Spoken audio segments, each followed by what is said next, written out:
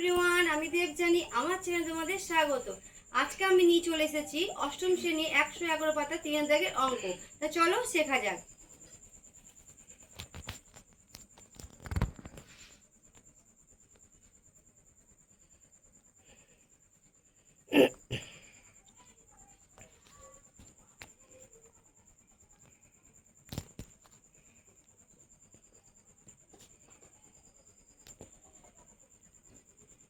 আশি টাকার 15% সমান কত?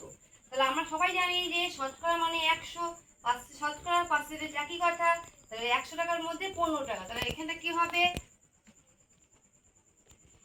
15/100 গুণ 80।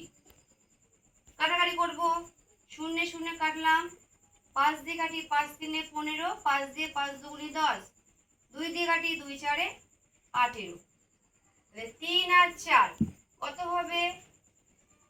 3 4 12। নেক্সট অঙ্ক, 215 টাকার 12% সমান কত?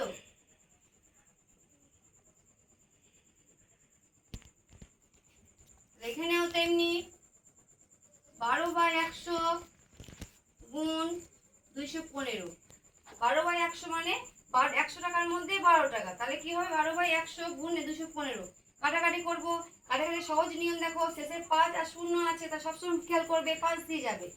5 দিয়ে কাটি, 5 4 20, 5 3 15, 5 দিয়ে 5 20 100। আবার দেখো এইটা 2 আছে, 0 আছে, তাহলে কি হবে? 2 দিয়ে যাবে, 2 দিয়ে 2 6 12, 2 দিয়ে 2 10 20। আবার দেখো 2 দিয়ে যাবে, 2 3 6, 2 5 10। আজ কাটাকাটি করুন নই, তাহলে কি করব? উপরের সংখ্যা দুটো উপর সংখ্যা কি করব? গুণ করব।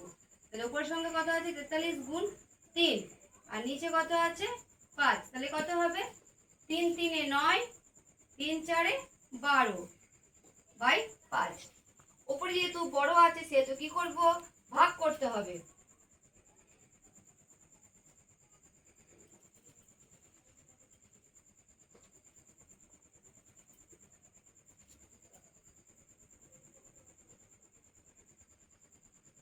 পাঁচ দুগুনি 10, 2 9, 5 5 25,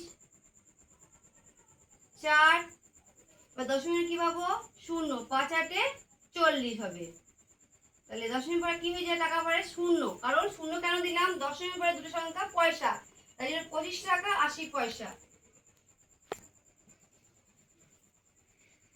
ভিডিওটি যদি ভালো লাগে একটি লাইক এবং কমেন্ট করবে, কারণ তোমাদের লাইক এবং কমেন্ট কারো ক্ষতি হবে না, কখনো কখনো কারো উপকৃতই হবে। তো থ্যাংক ইউ।